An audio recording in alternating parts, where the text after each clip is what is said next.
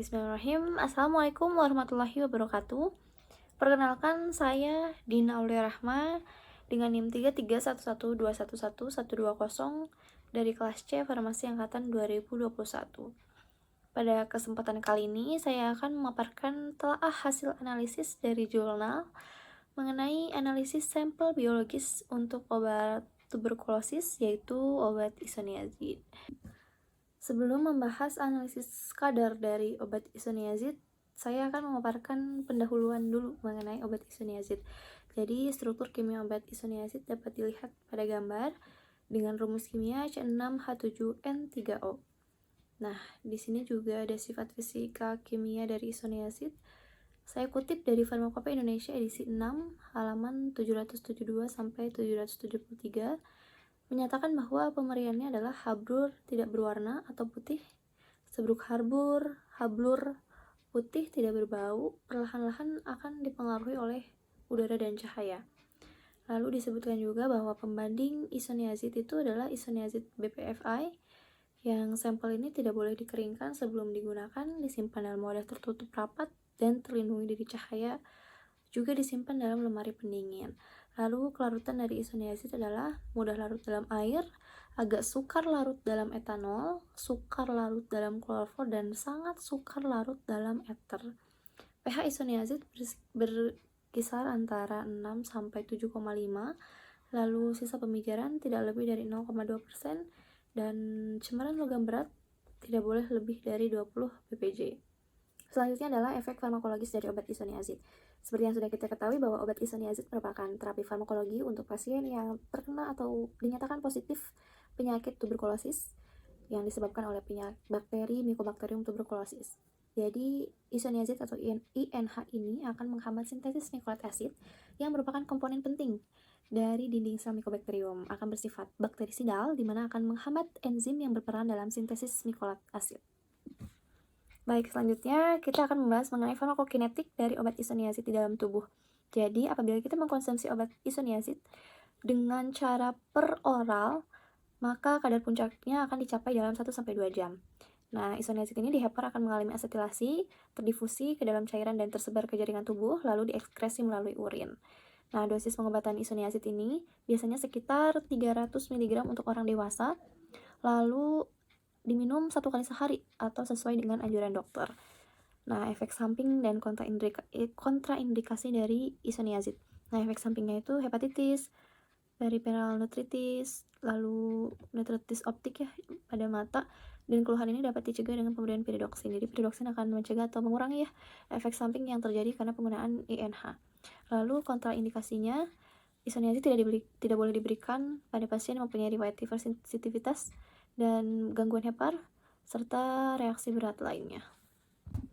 Nah, ini dia merupakan artikel pertama yang saya analisis, berjudul Analisis Kuantitatif Isoniazid dan 4 Metabolit Primernya pada Plasma Penderita Tuberkulosis menggunakan metode LC-MS-MS. Jadi, saya sudah highlight juga. Metode yang digunakan adalah metode LC-MS-MS dengan matriks menggunakan plasma manusia yang terinfeksi tuberkulosis, dengan hasil validasi dengan koefisien korelasinya mencapai 0,9947, lalu ada presisi antara 13,43% dengan akurasinya di range 91,63 sampai 104%. Nah, preparasi sampelnya disebutkan menggunakan ekstraksi cair-cair dan juga menggunakan protein presipitasi. Yang ini merupakan jurnal kedua dengan judul metode LC-MS-MS throughput tinggi untuk penentuan simultan isoniazid dalam plasma manusia. Jadi metode yang digunakan itu sama LC-MS-MS, tetapi di sini disebutkan bahwa LC-MS-MS ini mempunyai sensitivitas yang lebih tinggi tuh, jadi terhighlight dengan kata throughput tinggi untuk penentuan simultan isoniazid. Nah, dijelaskan juga bahwa menggunakan liquid chromatography tandem ya, LC-MS-MS dengan sampel plasma manusia yang telah mengkonsumsi isoniazid. Nah, ini merupakan jurnal terakhir yang saya analisis. Penentuan simultan isoniazid dan asetil isoniazid dalam plasma manusia. Interaksi hidrofilik, kromatografi cair, spektrofotometri, massa tandem. Ini juga sama ya metodenya, LC-MS-MS. Di situ sudah di highlight juga bahwa kita sampel matriks yang digunakan itu adalah dari human plasma manusia. Sudah tertuliskan juga hasil validasinya.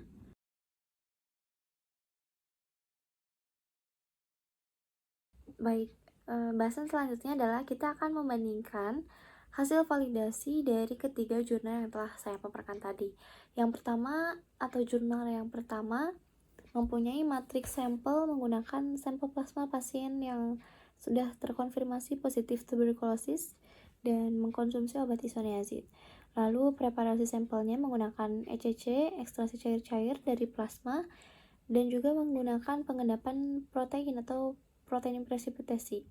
Jadi campuran itu disentrifugasi pada suhu 4 derajat Celcius selama 10 menit, lalu 50 gram mikroliter supernatan dianjurkan dengan 150 mikroliter air dengan mengandung 0,1 vanasetin. Jadi vanasetin ini berfungsi sebagai internal standar bak pembanding dalam metode ini.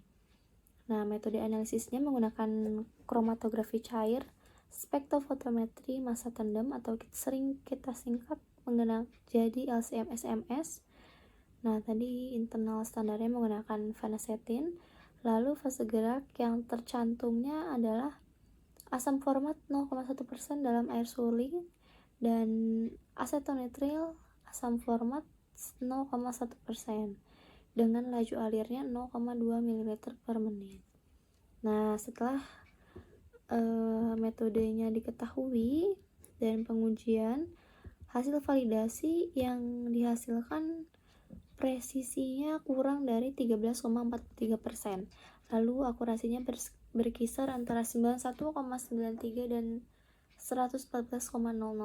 Itu sudah masuk dalam batas validasi untuk akurasi. Lalu kurva kalibrasi linearnya menghasilkan koefisien korelasi lebih besar dari 0,9947 dan pemulihannya koefisien variasi kurang dari 98,36%. Itu untuk jurnal pertama. Lalu jurnal yang kedua, matriksnya sama-sama menggunakan plasma manusia, tetapi ini harus bebas analit dengan kalium eta sebagai antikoagulan. Preparasi sampelnya menggunakan pengenceran matriks. Pengenceran plasma tadi diencerkan dengan larutan stok dengan volume yang sesuai dengan metanol air berbanding 50-50 ya, untuk mendapatkan kisaran konsentrasi 4-200 mikrogram per mili isoniazid kadarnya yang akan dianalisis menggunakan metode LC-MS-MS. Di sini tertulis bahwa metodenya yang digunakan LC-MS-MS yang sensitif dengan throughput tinggi. Jadi sudah terhighlight ya, LC-MS yang digunakan pada metode ini lebih sensitif dan mempunyai output yang lebih tinggi. Nah, internal standarnya menggunakan isoniazid BPFI yang tadi sudah dijelaskan dan sudah tertera dalam farmakope. Lalu fase gerak yang digunakan adalah amonium format 10 ml dalam air pada pH 6,4 dengan laju alirnya 0,4 mili per menit. Menghasilkan hasil validasi yaitu presisi kurang dari 5%. Lalu akurasinya adalah 96,1% sampai 107,8%. Hasil akurasinya lebih tinggi dibandingkan jurnal yang pertama. Lalu jika kita lihat dari kurva kalibrasi linearnya, menghasilkan koefisien korelasi R lebih besar dari 0,9998, nyaris sempurna. Dan ini mempunyai koefisien korelasi yang lebih tinggi ya daripada jurnal yang pertama. Sedangkan jika dilihat dari pemulihan, ekstraksi rata-rata analit dalam sampel plasma berkisar antara 73,58% sampai 84,91%. Lalu jika kita lihat jurnal yang terakhir, matriks yang digunakannya masih sama-sama menggunakan plasma pasien tuberkulosis yang menggunakan terapi obat isoniazid ya. Nah, kalau ini preparasi sampelnya menggunakan sentrifugasi. Nah, jadi campuran INH ini ditambah 5 mili plasma dalam tabung Eppendorf, ditambahkan 300 mili asetonitril, dan disentrifugasi selama 10 menit pada suhu 4 derajat Celcius. Nah, metode analisis yang digunakannya juga sama, metode kromatografi cair atau spektrofotometri massa tenden, dengan internal standarnya adalah cordycepin. Nah, fase geraknya menggunakan air dengan asam format dan 91% asetonitril. Laju alirnya 0,28 mili per menit. Nah, hasil validasinya menghasilkan presisi kurang dari 20%. Nah, presisi pada jurnal yang ketiga ini merupakan presisi yang paling tinggi ya. Sedangkan akurasinya 92,33%. Menghasilkan kurva linear kalibrasi dengan koefisien korelasi lebih besar dari 0,9956. Lalu jika dilihat dari pemulihannya, bervariasi ya, berkisar dari 68,9% jadi 76,4%. Baik, berdasarkan perbandingan dari ketiga jurnal yang telah dipaparkan tadi, saya menyimpulkan bahwa jurnal ini mempunyai metode terbaik untuk analisis kadar obat isoniazid pada pasien yang sudah terkonfirmasi positif tuberkulosis. Jadi, nama obat yang saya analisis itu adalah obat isoniazid, obat anti tuberkulosis, dengan mempunyai rumus kimia C6H7N3O. Nah, matriks yang digunakannya adalah plasma pasien yang tadi ya, yang sudah terkonfirmasi positif mempunyai penyakit tuberkulosis. Tetapi matriks ini sudah terbebas dari analit dengan kalium eta sebagai antikoagulannya. Nah, preparasi sampel yang digunakan untuk analisis ini adalah menggunakan pengenceran. Metodenya dengan mengencerkan larutan stok dengan volume yang sesuai dengan metanol berbanding air, 50 dibanding 50 ya, untuk mendapatkan kisaran konsentrasi 4-200 mikrogram per mili untuk isoniazid yang akan dianalisis kadarnya. Nah, lalu metode analisisnya menggunakan metode LC-MS-MS yang sensitif dan throughput tinggi. Sudah terhighlight tadi di judul jurnalnya bahwa metode LC-MS-MS yang mereka gunakan ini mempunyai sensitivitas yang lebih tinggi dan mempunyai output tinggi. Jadi hasil validasinya lebih tinggi dibandingkan metode LC-MS-MS yang digunakan untuk pengujian di jurnal lain. Nah, lalu internal standarnya atau baku standarnya menggunakan isoniazid atau BPFI. Nah, ini juga yang membuat pertimbangan lebih berat untuk mengambil metode ini yang lebih baik karena isoniazid BPFI ini sudah ditetapkan pada farmakope menjadi baku pembanding dalam analisis kadar isoniazid. Jadi, baku pembanding isoniazid BPFI ini tidak boleh dikeringkan sebelum digunakan, disimpan dalam wadah tertutup rapat, dan terlindung cahaya. Juga disimpan dalam lemari pendingin. Jadi, sangat-sangat sudah dilakukan sesuai dengan ketentuannya. Nah, fase geraknya menggunakan amonium format 10 ml dalam air pH 6,4 dengan laju alirnya 0,4 mili per menit. Nah, di sini menghasilkan hasil validasi yang paling baik dan paling tinggi dibandingkan dua jurnal yang telah dipaparkan tadi. Dengan presisi kurang dari 5%, ini merupakan hasil yang terkecil dibandingkan jurnal yang kedua yang telah disampaikan tadi. Akurasinya berkisar antara 96,1% sampai 107,8%, sangat tinggi dan hampir sudah ditetapkan sebagai ambang batas untuk validasi dari kadar sebuah obat. Lalu kurva kalibrasi linear menghasilkan koefisien korelasi R lebih besar dari 0,9998, nyaris sempurna. Dengan pemulihannya, ekstraksi rata-rata analit dalam sampel plasma manusia berkisar 73,58% sampai 84,91%. Jadi, jurnal yang kedua merupakan jurnal yang terbaik dan metode yang terbaik untuk analisis kadar dari obat isoniazid pada pasien yang menggunakan yang positif tuberkulosis.